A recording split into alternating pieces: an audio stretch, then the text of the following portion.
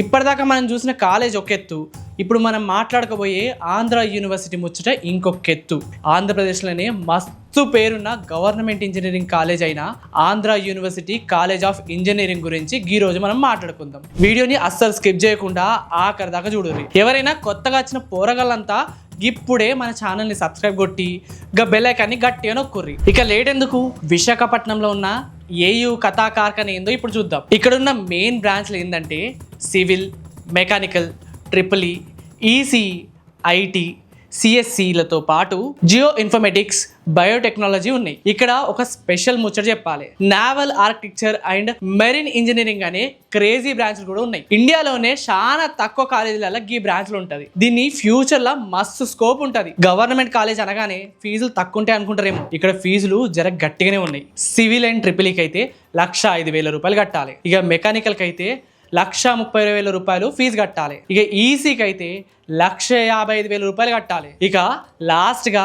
సిఎస్సికి అయితే ఏడాదికి 2,05,000 రూపాయలు ఫీజు కట్టాలి. ఫస్ట్ ఈ కాలేజ్ కథ ఎందుకు ఇప్పుడు చూద్దాం. ఈ కాలేజ్ మన వైజాగ్ లో ఉంటది. ఇది 100 ఏళ్ల కాలేజీ. మన నోబెల్ ప్రైజ్ విన్నర్ అయిన సివి రామన్ గారు కూడా చదువుకున్నది ఈ ఆంధ్ర యూనివర్సిటీలోనే. అంతేకాదు మన సర్వేపల్లి రాధాకృష్ణ గారు కూడా ఇక్కడనే వైస్ ఛాన్సలర్ గా పనిచేసారట. ఇట్లాంటి యూనివర్సిటీలో సీట్ కొట్టినమంటే మస్తు ఉంటది. క్యాంపస్ చూస్తే మొత్తం 422 ఎకరాల్లో ఉంటది. 121 బిల్డింగ్లు ఉంటాయి. అంటే అదో పెద్ద సిటీ లెక్క ఉంటది. ఇంజనీరింగ్ పోరగాళ్ళ కోసం విడివిడిగా హాస్టల్ అయితే ఉన్నాయి. గర్ల్స్ కోసం 10 హాస్టల్ ఉన్నాయి. గండ్లా 2,000 సీట్లు ఉన్నాయి. ఇక బాయ్స్ కోసం అయితే 23 హాస్టల్ ఉన్నాయి. అందులో 3,200 సీట్లు అయితే ఉన్నాయి. ఇక బయట దేశం నుండి వచ్చే పోరగాళ్ళ కోసం అయితే 2 స్పెషల్ హాస్టల్ కూడా ఉన్నాయి. ఇక హాస్టల్ ఉండడానికి పైసల విషయానికి వస్తే ఈడ కేవలం నెలకు 2,300 నుంచి 3,500 రూపాయలు మాత్రమే. ఇది మస్తు పెద్ద ప్లస్ పాయింట్. కానీ ఇక్కడ ఒక తిరకాసు ఉంది. మీరు జాయిన్ అయినాక సీట్లు ఉంటేనే హాస్టల్ ఇస్తారు. అందుకే అడ్మిషన్ అవ్వగానే లేట్ చేయకుండా హాస్టల్కి అప్లికేషన్ చేసుకోర్రి.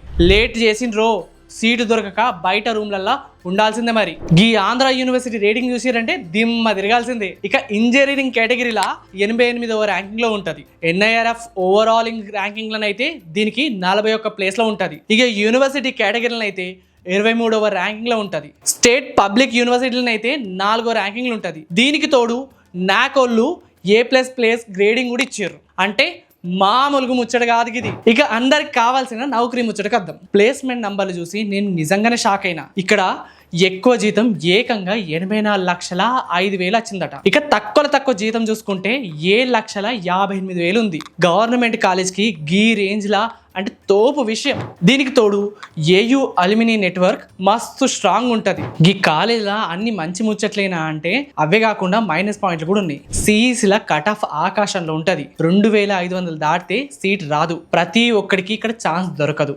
గవర్నమెంట్ కాలేజ్ అంటారు కానీ ఫీజు మాత్రం ప్రైవేట్ కాలేజ్ లాగా బారెడుంటాయి. సార్ల కొరత గట్టిగానే ఉంది. కొన్ని డిపార్ట్మెంట్లో రెగ్యులర్ సార్లు లేక గెస్ట్ ఫ్యాకల్టీ మీద నడపాల్సి వస్తుంది. ఇదొక పెద్ద పంచాయతీ. బిల్డింగ్లు, ల్యాబ్లు కొంచెం పాతకాలకు తిరగనబడతాయి. ఇన్ని పంచాయతీలు ఉన్నా కూడా నేను ఫైనల్ గా చెప్పేది ఏంటంటే, నీకు ఒకవేళ ర్యాంక్ అయిన ఆంధ్ర యూనివర్సిటీలో సిఈసిలా, ఐటీలా లేదా ఈసీల సీట్ వస్తే మాత్రం ఖచ్చితంగా రెండో ఆలోచన లేకుండా ముందరనే జాయిన్ అయిపోర్రి. ఒకవేళ మెకానికల్, సివిల్ ఇట్లా వచ్చిందనుకోర్రి, మీరే చదువుకోవాలి, మీరే కష్టపడాలి. ఇది మైండ్ లో పెట్టుకొని మీరు నిర్ణయం తీసుకోరు. ముందే ఒకసారి మీ అమ్మ నాన్నతోని ఒకసారి కాలేజ్ ని చూసి కూడా రండి. ఇక్కడ ఏమన్నా నేను మర్చిపోయి ఉంటే కింద కామెంట్లో మెన్షన్ చేయర్రి, తెలియని వాళ్ళకి తెలుస్తుంది. ఉంటా మరి.